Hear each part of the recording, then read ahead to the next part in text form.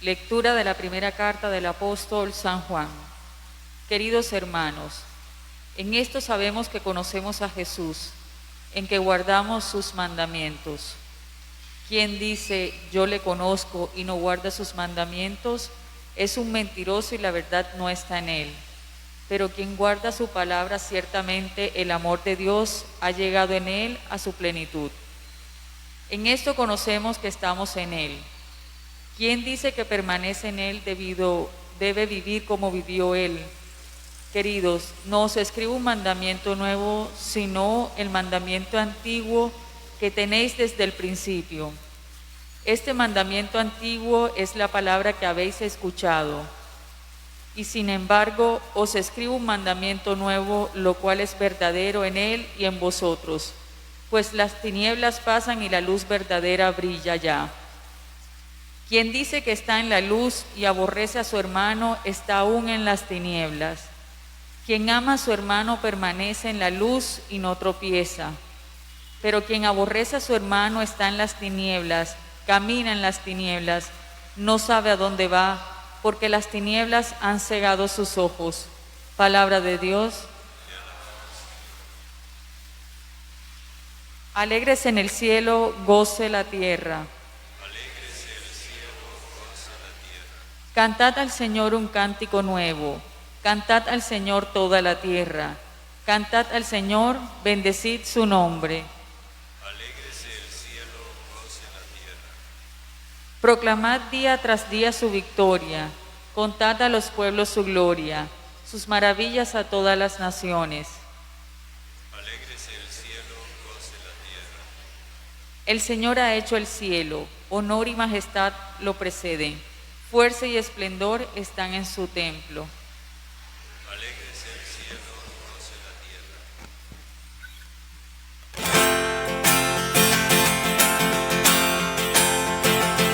Aleluya, aleluya, aleluya,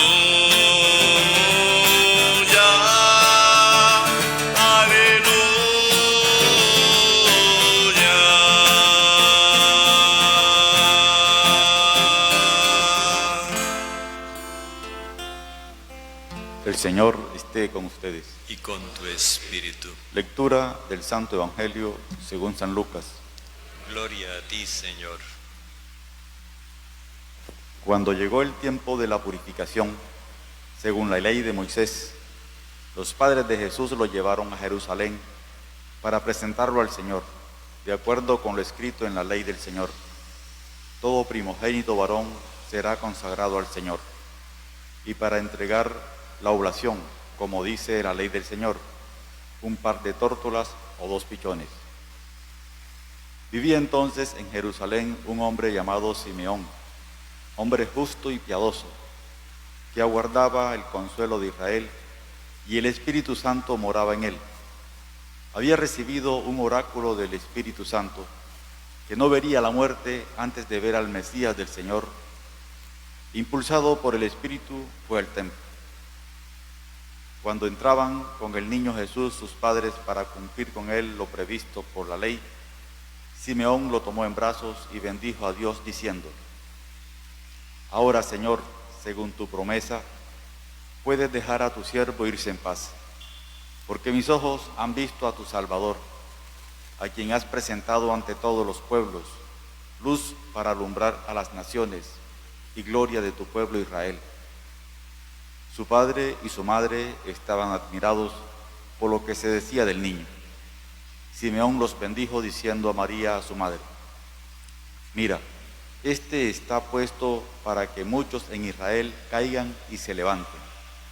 Será como una bandera discutida, así quedará clara la actitud de muchos corazones, y a ti una espada te traspasará el alma. Palabra del Señor. Gloria a ti, Señor.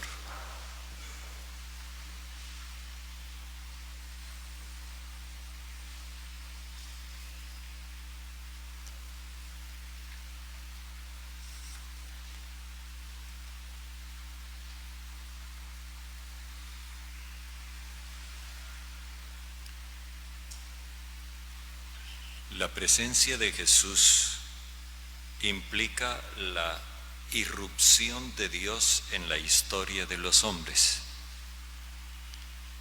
Ayer estaba escuchando una conferencia sobre filosofía y el conferencista hablaba citando a otro filósofo. Decía que Einstein había dicho que Dios no jugaba a los dados y que entonces otro filósofo había dicho, no, Dios no juega a los dados, juega es a las escondidas, porque no se ve por ningún lado, no se manifiesta de ninguna forma. En realidad, Dios se ha manifestado en Jesús, y no precisamente jugando a las escondidas, sino dando la cara, y dando la cara por los últimos de la sociedad. Por eso se presenta primero como un ser humano, y como un ser humano frágil, un niño, y no un niño nacido en un palacio, sino un niño nacido entre los excluidos. Y es así como Dios irrumpe en la historia de la humanidad. Su propósito es conducirnos a que nosotros logremos nuestra propia felicidad. El Evangelio presenta hoy a los padres de Jesús llevándolo en brazos. Es una bonita imagen de lo que debe ser la comunidad de los creyentes, la comunidad portadora de Jesús. De hecho, los padres de la Iglesia en los primeros siglos acostumbraban a llamar a la Virgen María la Cristófora, es decir, la portadora de Dios. Es una bonita imagen, repito, de lo que debiera ser la comunidad de los creyentes, la que lleva en brazos visiblemente a Jesús. Y al llegar, se aparece el primero de los personajes que les mencionaba al comenzar. Este personaje tiene una característica, o varias. En primer lugar, no está en el templo, llega al templo en ese momento, lo que indica una cierta distancia de él con respecto de la religiosidad oficial. En segundo lugar, es un hombre que ya está para terminar su vida. Está anciano y además ha sido beneficiario de una revelación de Dios según la cual, si es verdad que sus días se están acabando, también es cierto que él no morirá sin antes ver al enviado de Dios. Este hombre es presentado justamente como un ser humano, como un hombre, y muy en la línea de Juan Bautista. Es un hombre que tiene experiencia del Espíritu Santo. No se lo llama profeta. Como Juan Bautista tampoco es llamado profeta en este evangelio, en el evangelio de Juan, perdón. No se lo llama profeta y sin embargo tiene todos los rasgos de un auténtico profeta. Está siempre lleno del Espíritu Santo y conducido por el Espíritu Santo.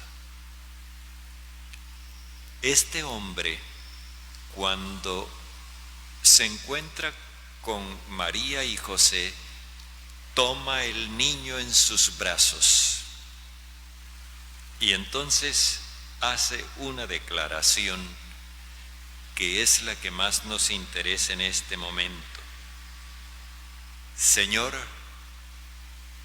le dice, no Señor, sino mi dueño. Ahora mi dueño, según tu promesa, puedes dejar que tu siervo se vaya en paz. He terminado mi carrera. He llegado al punto culminante. El profeta que finalmente se encuentra con el Mesías prometido. Y dice, mis ojos han visto la salvación que tú has presentado ante todos los pueblos. Juan Bautista, citando al profeta Isaías, había dicho, toda carne verá la salvación de Dios. Ahora Simeón, ese nombre que ya nosotros sabemos que significa el que escucha. Simeón, que ha escuchado al Espíritu Santo, ahora ve la salvación de Dios. Y esta salvación tiene una característica, y es que Él la sitúa en un horizonte universal, luz para alumbrar a las naciones. La salvación de Dios se presenta en una perspectiva completamente abierta, luz para alumbrar a las naciones. Por supuesto que también es gloria para su propio pueblo. Su pueblo puede sentirse satisfecho de haber dado al mundo la luz de las naciones. Esto provoca una gran sorpresa en María y José. Y Simeón los bendice. Bendecir, cuando se da de parte de Dios, implica infundir vida. Cuando se da de parte del hombre es dar gracias. Simeón da gracias por esta pareja, pero al mismo tiempo les hace unas advertencias. Le dice a la madre, este está puesto para que muchos en Israel caigan y se levanten. Recordemos lo que había dicho María en el cántico, que el Señor iba a derribar a los potentados de sus tronos y a encumbrar a los pobres. Muchos en Israel caerán y se levantarán. Ahora aparece claro, más claro todavía, que el derribamiento de los potentados no será porque Dios los empuje, sino que ellos caerán. Y la exaltación de los pobres no será simplemente porque Dios los prefiera, sino porque ellos se levantarán. Y esto sucederá por la presencia de Jesús. Es decir, frente a Jesús se toman actitudes que constituyen una postración o una exaltación. Depende de los sujetos. Los potentados rechazarán a Jesús y eso implicará su derribamiento. Aun cuando ellos lo van a derribar a él, dice Simeón a María, él será como una señal contradictoria, para unos causa de exaltación, para otros causa de caída. Así quedará la actitud quedará clara la actitud de muchos corazones. Es decir, así es como se va a ver quién es quién y quién es que verdaderamente escucha a Dios. Pero María, como madre, y madre implica que representa también a Israel, una espada truncará tus aspiraciones. Las aspiraciones de toda madre es ver el éxito de su hijo. Las aspiraciones de Israel estaban cifradas en el hecho de que el Mesías viniera a convertirlo en la cabeza de todas las naciones, en la sede del imperio universal que ellos pensaban que Dios iba a constituir, poniendo a Israel como el pueblo que dominara a los otros pueblos. Esa aspiración quedará truncada, no se realizará. Llegamos al cumplimiento de la promesa y nos encontramos con que es que a Dios no se lo conoce de cualquier manera. Decir yo conozco a Dios, pero no atenerse a las exigencias del amor universal, no es conocerlo. El autor nos presenta como tres actitudes: el que dice, el que ama y el que odia. El que dice, no basta con decir. Decir yo lo conozco no es suficiente. El que ama, que es la postura que está en el centro, ese sí está en lo correcto, porque el que ama, ese es el que conoce a Dios. Y más adelante nos va a explicar por qué solamente el que ama es el que conoce a Dios. Y por último, el que odia. El que odia ha perdido el sentido de su propia vida. Dice, no sabe, camina en las tinieblas, no sabe a dónde va, porque las tinieblas le han cegado los ojos.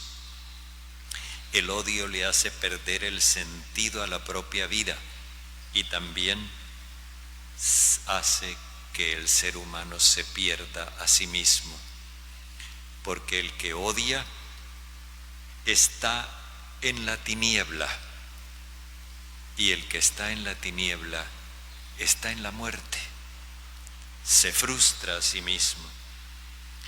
De este modo nosotros tenemos una primera aproximación. Habla en nombre de Dios el que está animado por el Espíritu Santo. Y el Espíritu Santo no es ningún entusiasmo ni tampoco algo así como etéreo. El Espíritu Santo es el amor universal de Dios.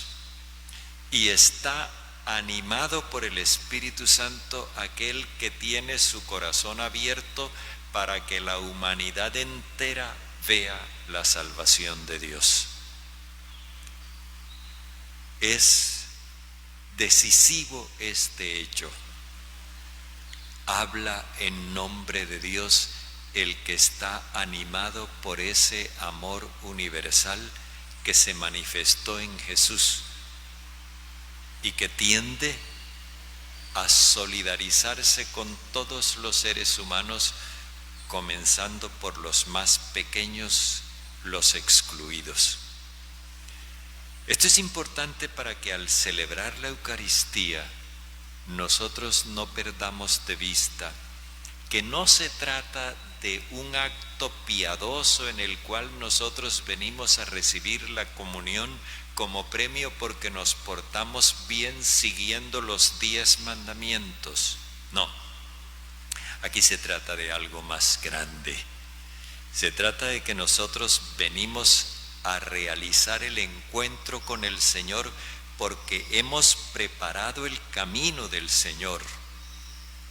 y podemos darnos con Él el abrazo de la comunión. Y de aquí salimos con la misión de mostrarle a toda carne, a todo ser humano, la salvación de Dios.